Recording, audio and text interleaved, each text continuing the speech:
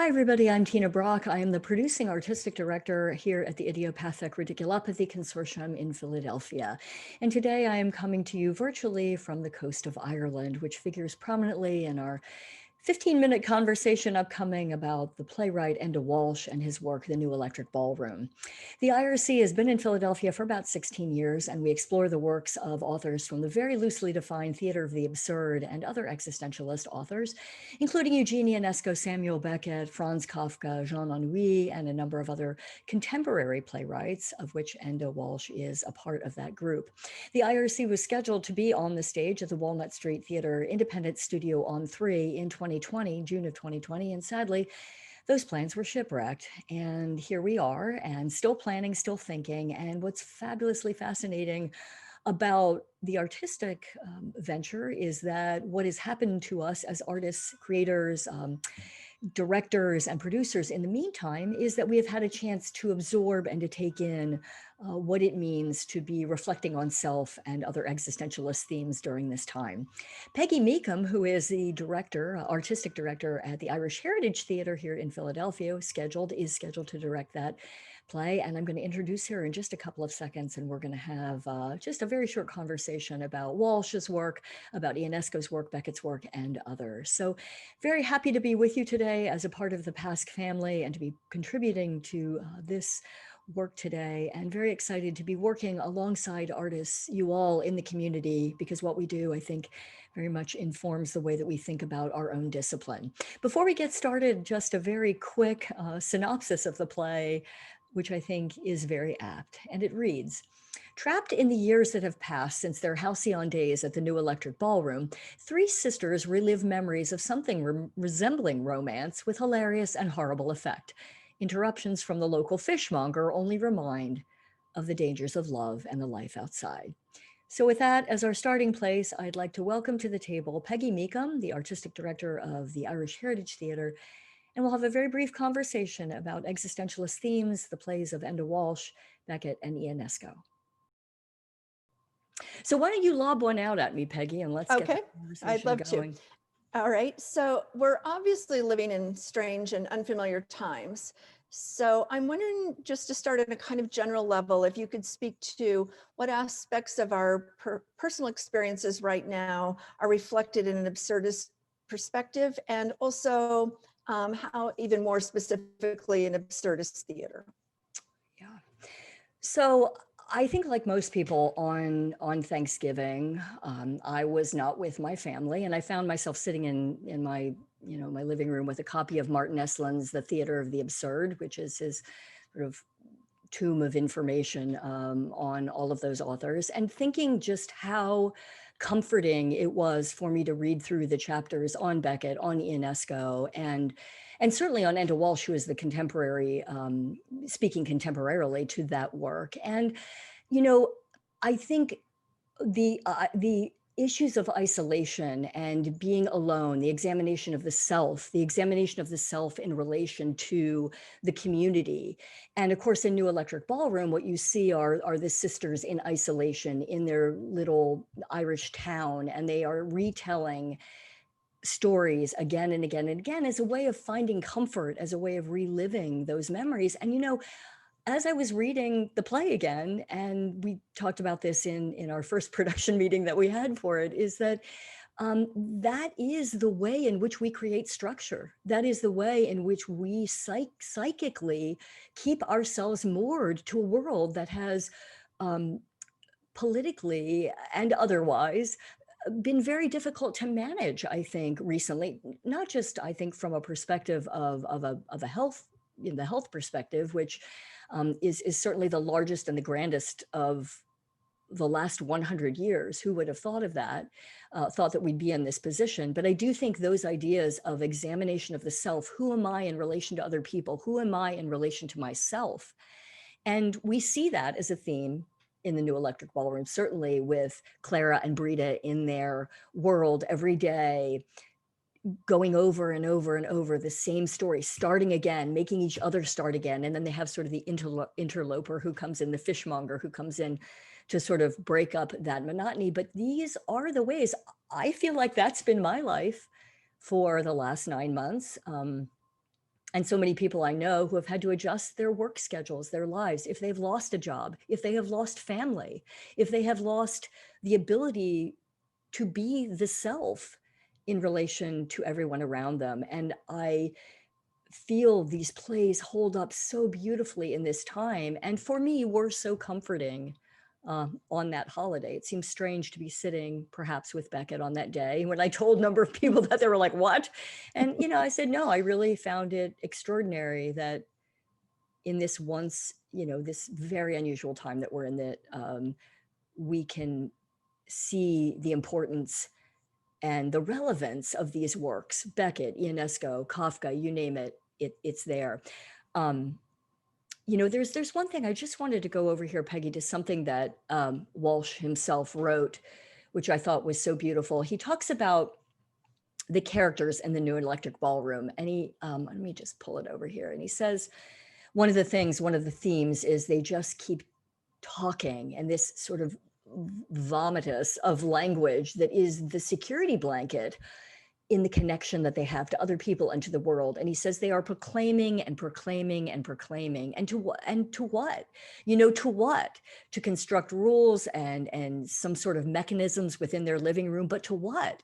To try only to escape them again, and to probably build more and more routines and patterns for living. And I think that pretty much speaks in many ways to what I've been reading about the ways in which people have been trying to structure their psychology to get through these times. Yes, I think that's very interesting. One friend of mine, I called and asked how she was doing, and she said, oh, I have a routine. And she paused for a moment and she said, I am cemented to a routine. Mm-hmm. And I thought that was such an interesting idea, the idea of this repetition, but yet it also begins to weigh very heavily and feels in this time. And I think for Brita and Clara, a bit of an entrapment, a bit of the obsessiveness of which is both comforting and yet unavoidable. And that is an interesting dynamic. What we do because we think we're willing ourselves to do it, or it's just become so familiar, we're stuck in it, or there is some sort of need, and they have these deep needs to continue this kind of repetitious behavior, which in some ways it's hard to see that it actually is completely beneficial to them. And we understand the comfort of them, but yet it never quite gets to where they're actually able to move beyond it, or to say that was a satisfying experience in some way. And so I'm wondering if you could talk a little bit about repetition, both in this play and also as an absurdist motif. Well, certainly we see this come up a lot. I'm thinking most specifically of Eugene Ionesco's play, The Chairs, where you have the old woman and the old man, and they're in this lighthouse, right? They haven't been visited by anyone for 20, 30 years. I believe they're 100, 101 years old. And when we first meet them, they are in, it reminded me again very much of sort of like another day. Here we are, me and the cat, going through what will today be. Okay, put the structure in place. And sort of the story there, of course, is that they are, the old man wants to tell his great story, his life story, and he doesn't feel he's the proper person to really to tell it. And so they spend the better part of the play receiving visitors who come up in boats, who, come to visit them in the lighthouse. And they come in, and before long, what we realize is these are imaginary visitors that the old woman and the old man have concocted. And it is the way they fill their days. And they tell the same stories over and over and over again until the orator arrives. And when the orator arrives, of course, his message is a gobbledygook of syllables and vowels and just nonsense that is the great man's, the little man's story that he's waited all of his life to tell. And I do feel that while, there might not be direct, you spoke a little bit about, what comes out, do they progress in this experience that they have together? On some way, I think that putting one foot in front of the next and moving forward through that day, whether you psychologically can grow, I've started to re-examine what does just getting by mean? I mean, one of the things Walsh talks about, and I just want to go to that for 1 second, because he talks about, you know, for me, writing plays is actually about getting through the day, you know? And he talks about his plays are about routines. He says we are sequestered in a self-created psychic landscape. And so much of understanding what the beauty and brilliance of that playwright brings to his own plays is about struggling through that psychic landscape, that internal landscape. And, you know, we see Beckett in the later years paring his plays back, both through language, through movement, in plays like Rockabye and Footfalls, where he has taken the language and all of the physicality down to its most, uh, what is the word I'm looking for?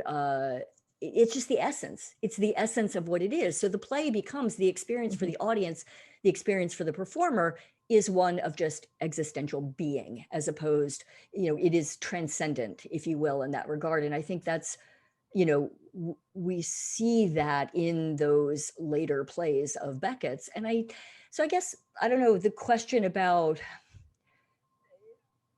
you know, I think the mind has a need to want to put itself around familiarity, and the language itself, the poetry of the language in the play is so extraordinary in New Electric. You know, I mean, we laughed earlier about how we were learning our lines with the hopes that we would be able to go back to the stage in June. And, you know, these characters have fairly long monologues. Oh, yes, absolutely. And I think And that's, go ahead. So I wanted to circle back then to the idea that you'd brought up earlier about language and Walsh's quote about talking, the quote from the play, where he's actually talking, and that monologue or that conversation actually is repeated a number of times in the play, where people in different characters are talking about talking, and just maybe even how talking is different in our time and our need to do it, or the juxtaposition with silence, or how our own use of talking as a device for finding meaning or comforting ourselves has become sort of more central to each of us, I think, as all these other things get peeled away from our daily lives. Can you speak to that for a moment? Or Yeah, well, I do think language, you know, it's a manifestation of energy, of direction, of intention. And Beckett so beautifully uses it as, uses the lack of language, and has crafted it so specifically that the pauses are filled with arias. It just happens to be silent. You know, they talk about when Beckett and Joyce would get together, and a great part of that conversation was silent because they were communicating so brilliantly and beautifully, sort of on another wavelength of all of the nonverbal that comes through when you don't use language. And so I think, you know, in the New Electric Ballroom and in many of these plays, language is a manifestation of energy and a need to try to express something which, because of just the nature of language, is not impossible, but becomes quite complicated because we all come to the table with different understandings of what those specific pieces of action mean.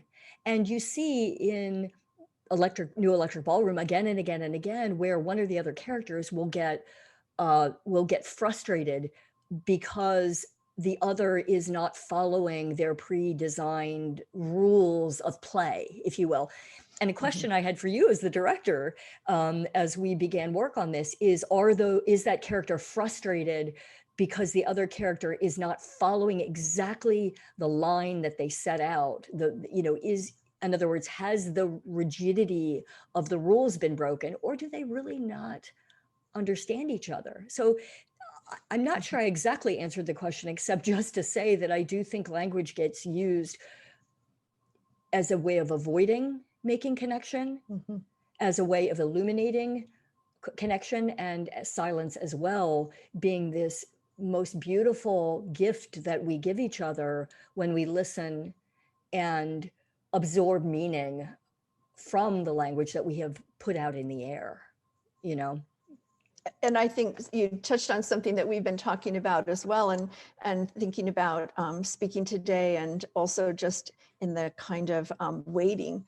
We're waiting to do this play, and waiting is such a significant part of the play, and it has taken on a kind of strange metaphor in our own lives.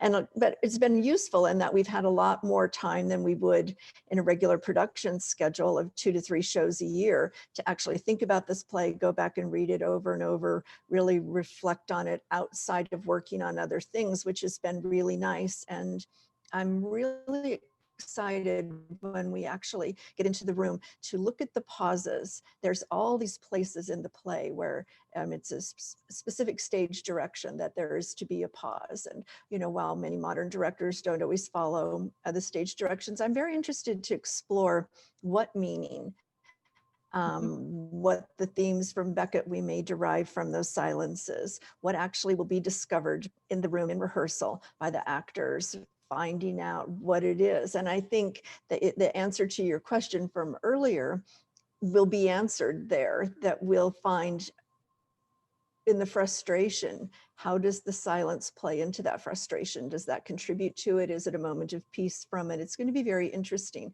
I mean, we can't know yet, and we won't really have the answer to that till we're on the other side of the production and the play has gone up. But it's an interesting idea that he's been so specific that this is a really important part of their connection and their relationship and their conversation, as it will.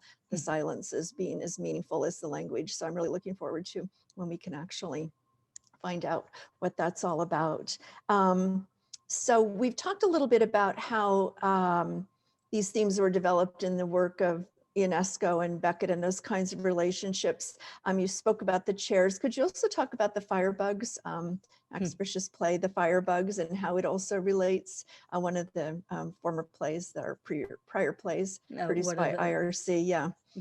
Back in, I want to say, well, I'm thinking Rhinoceros is coming to mind too, of a production that we did back in 2015, which is so, and I'll just jump in real quickly with that one, just because there have been many people, you know, certainly that have come to us over the last 16 years and said, hey, you know, this stuff was done mid 20th century, but what does it really have to say to us today? And I remember doing that show back in 2016 and feeling like it was sort of at a front end of a wave of change that was coming about the ways in which we are all influenced by each other, whether it's you use whatever language, mob mentality, or just a group think, or whatever it is. And I remember the audience really responding very viscerally to that play back in 2015. Then we followed with, I think 2015 also was The Arsonist, and this is about a couple living in London, and they welcome some people into their home.